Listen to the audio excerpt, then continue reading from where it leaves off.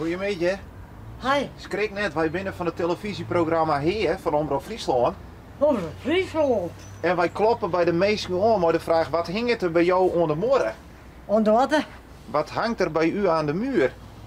Bij mij aan de muur. Ikzelf. Ja. Maar heer, wat leuk zo'n morgen hing in, of boven de bank? Mijn lieve schat. Omroep Friesland, dat is hier al geweest. Jaren terug. Oké. Had er heel gedoe geweest wat de buren doen. Oké. Ja. Maar zullen we bij jou even binnen maaien? Kom maar. We hadden hier 106 katten. Ah. En de buren waren er in huis, hè? Ja. Eerst met alles helpen, alles opbouwen en we dan mooi laten zitten met alles. Dat is voor de rechter geweest. Jacqueline Klaus van Sint-Anne krijgt van de gemeente Het Beeld nog rond 1 november de tijd om het tal katten in haar woning weer te brengen tot zien.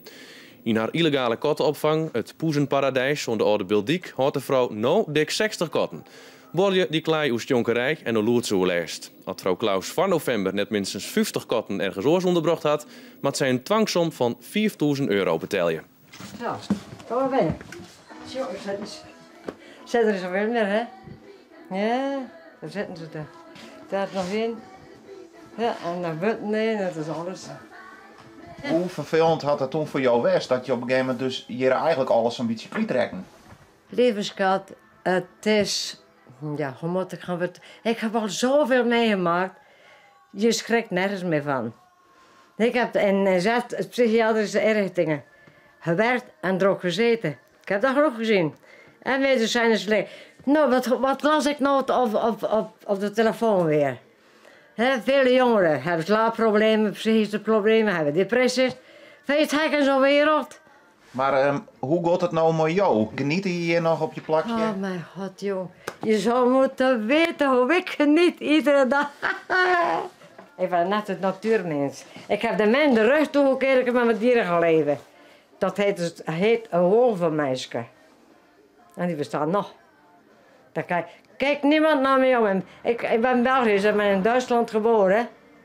En mijn moeder is overleden, ik was nog maar 4. Nou, zij was 24, ik was nog geen 4 jaar.